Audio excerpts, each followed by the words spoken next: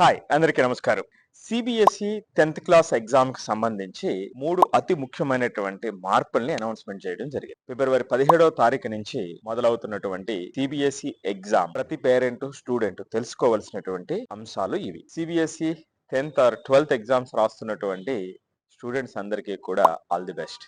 10th class exam అంటే ఒక ప్రెషర్‌తో కూడుకున్నటువంటిది. మొట్టమొదటి సర్టిఫికేట్ వచ్చేటువంటిది జీవితంలో అకాడమిక్ సర్టిఫికేట్.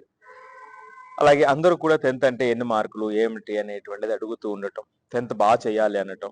సో ఒక రకమైనటువంటి ఒక స్ట్రెస్ కానివ్వండి, ఎక్కువ మందిలో ఎగ్జామ్కి సంబంధించి యాంగ్జైటీ ఉండటం అనేటువంటిది జరుగుతుండటంతో సిబిఎస్ఈ ఈసారి నుండి 2 సార్లుగా బోర్డ్ ఎగ్జామ్ను కూడా జరపాలని నిర్ణయం. ఫేజ్ 1, ఫేజ్ 2 లాగా ఫిబ్రవరిలో ఒకసారి, ఏప్రిల్లో ఒకసారి. ఏంటి దీని ముఖ్య ఉద్దేశం అంటే పిల్లల్లో ఆ మార్క్స్ ప్రెషర్ లేకుండా సంతోషంగా ఎగ్జామ్ రాయటానికి ఇంకొక ఛాన్స్ ఉంది అని. దానివల్ల ఏమవుతుందంటే వాళ్ళకి కావాలంటే సెకండ్ అటెంప్ట్లో ఏప్రిల్లో మార్క్స్ ఇంప్రూవ్మెంట్ కోసం మళ్ళా కొన్ని సబ్జెక్ట్స్ మళ్ళా రాయొచ్చు. మరి దీనికి సంబంధించినటువంటి ఈ ప్రతిపాదన వచ్చిన వెంటనే చాలా మంది పేరెంట్స్ కి అనుమానాలు. మరి సెకండ్ టైం అంటే ఫస్ట్ టైం వదిలేసి ఇంకా బాగా ఎక్కువ ప్రిపేర్ అయిపోయి సెకండ్ టైం రాయొచ్చా అనేటువంటి అనేక రకమైనటువంటి క్వశ్చన్స్ వాళ్ళకి చేరటంతో నిన్ననే వాళ్ళు క్లారిఫై చేయడం జరిగింది.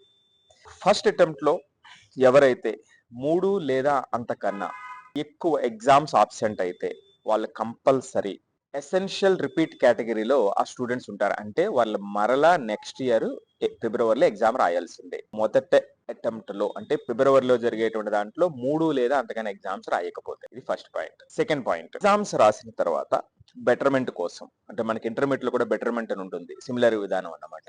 సో బెటర్మెంట్ కోసం 3 సబ్జెక్టులు అంటే అప్ టు 3 సబ్జెక్ట్స్, అది మ్యాథ్స్, సైన్స్, లాంగ్వేజెస్ సంబంధించినటువంటి వాటి నుంచి మనం పిక్ చేసుకోవాల్సినటువంటి అవసరం ఉంటుంది. So up to 3 subject improvement రాయటానికి అవకాశం ఉంటుంది.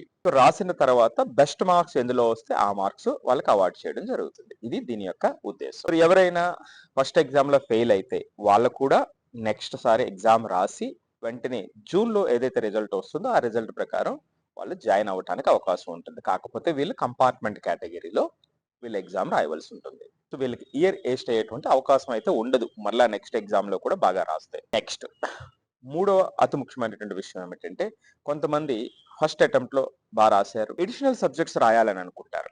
ఆ ఎడిషనల్ సబ్జెక్ట్ పికప్ చేసి ఇంకొక ఎడిషనల్ సబ్జెక్ట్ రాయిస్తే కొంత అడ్వాంటేజ్ ఉంటుంది. అలాంటి దాన్ని అలౌ చేయరు. No additional subject. మీరు ఏదైతే ఎగ్జామ్ రాస్తారో దాని నుంచి ఇంప్రూవ్ చేసుకోవడానికి ఈ యొక్క మ్యాథ్స్, సైన్స్, లాంగ్వేజ్ కి సంబంధించినటువంటి సోషల్ సైన్సెస్ కి సంబంధించినటువంటి వాటి నుంచే పిక్ చేసుకోవాల్సినటువంటి అవసరం ఉంది. ఇవి 2 సార్లు ఎగ్జామ్ ఏదైతే పెడుతున్నా దానికి సంబంధించినటువంటి విషయాలు. ఇక రెండో అంశం ఏమిటంటే ఈసారి నుంచి ఆన్ స్క్రీన్ మార్కింగ్ సిస్టమ్ ను తీసుకొచ్చారు. అంటే ఎన్ఈపిలో భాగంగానే ఈ మార్పులన్నీ చేస్తూ ఉన్నారు. ఎన్ఈపి 2020లో భాగంగా ఆన్ స్క్రీన్ ఎవల్యూషన్ ఏమిటి అంటే పిల్లలు రాసినటువంటి పేపర్స్ అన్ని కంప్యూటర్ లో స్కాన్ చేయడం జరుగుతుంది, అప్లోడ్ చేస్తారు. అప్లోడ్ చేసినటువంటి పేపర్స్ నే వీళ్ళు టీచర్స్ ఆ డిజిగ్నేటెడ్ సెంటర్స్ లో అక్కడే కాలిక్యులేట్ చేస్తారు. సో దీని వల్ల ఏమిటంటే ఈజీగా అంటే కాలిక్యులేషన్ మిస్టేక్స్ తగ్గించవచ్చు, సో ఈజీగా రిజల్ట్ ని కంపైల్ చేయడానికి అవకాశం ఉంటుంది అనేటువంటి ప్రాతిపదిక మీద ఆన్ స్క్రీన్ మార్కింగ్ సిస్టమ్ ని తీసుకురావడం జరిగింది. ఇది సెకండ్ ఇంపార్టెంట్ పాయింట్. సో దీని వల్ల ఏమిటంటే రిజల్ట్ కొంచెం తొందరగా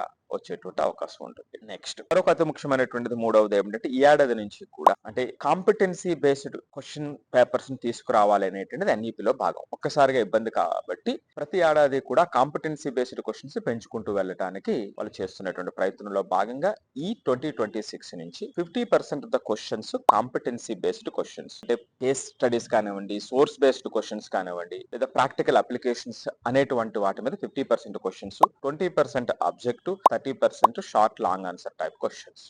ఇది క్వశ్చన్ పేపర్ లో వచ్చినటువంటి మార్పులు. దీనితో పాటు అడిషనల్ గా సోషల్ స్టడీస్ కి సంబంధించి హిస్టరీ, సివిక్స్, జాగ్రఫీ వీటికి డిఫరెంట్ సెక్షన్స్ ఇవ్వడం జరుగుతుంది. అలాగే సైన్స్ కి సంబంధించి బయాలజీ, ఫిజిక్స్, కెమిస్ట్రీకి సంబంధించి కూడా క్లాసిఫికేషన్ క్వశ్చన్ పేపర్ లో ఉంటుంది అనేటువంటి మరొక అతి ముఖ్యమైనటువంటి మార్పు. ఇవి సిబిఎస్ఈ ఎగ్జామ్ కి సంబంధించి 2026 నుంచి వస్తున్నటువంటి అతి ముఖ్యమైనటువంటి మార్పులు.